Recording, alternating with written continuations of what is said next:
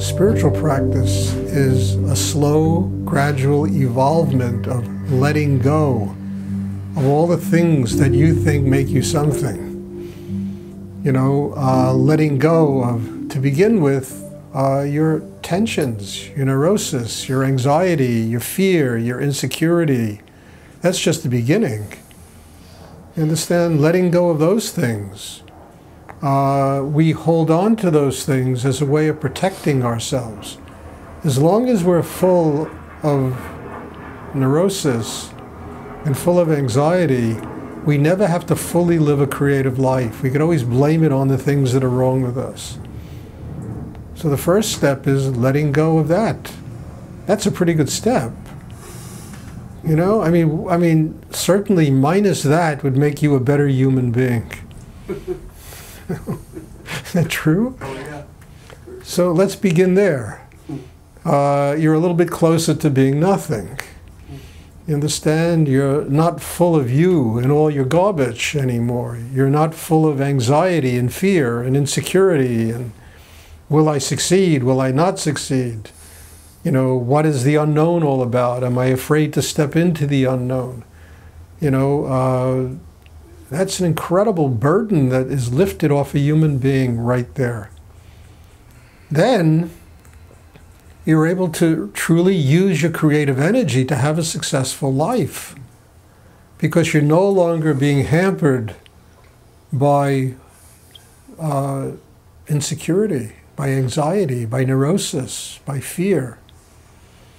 You learned how to transform all those things into energy that moves through the chakra system.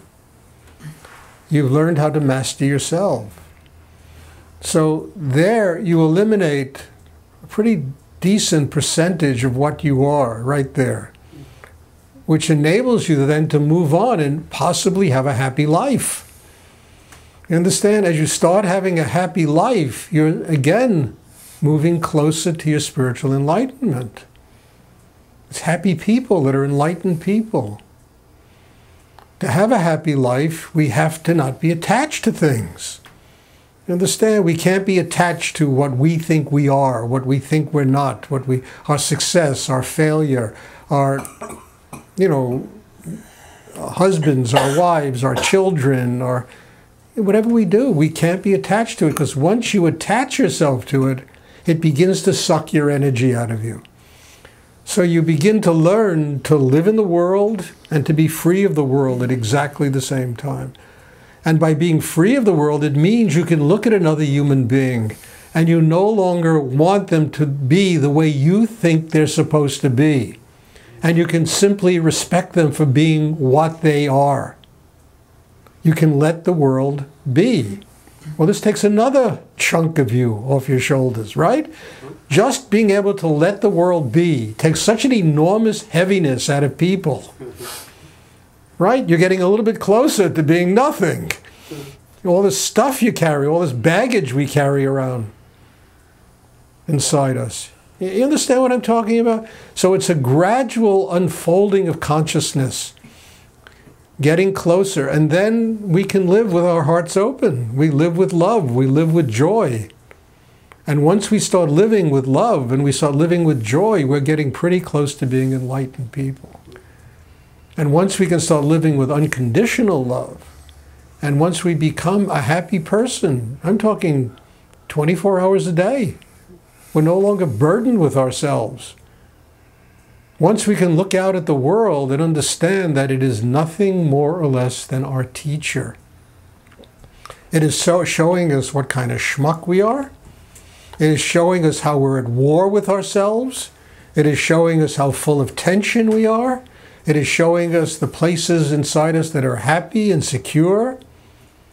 The world that we see outside ourselves is an incredible mirror image of us. We just have to learn how to read it. And once you begin to read it that way, that takes another huge burden off your shoulders. Because you're no longer put in a position where you think you're going to move it around like you move pieces on a chessboard and fix it. You know, you begin to realize that it's teaching you how to fix yourself. And if you fix yourself, you've done such an incredible service to this world because it is no longer burdened with you. Do you understand what I'm saying? I mean, all of this is the gradual unfolding of your inner life and getting closer and closer to being nothing. And as you get closer, then more spiritual energy can flow through you. It can guide your life. There's less of you to obstruct it.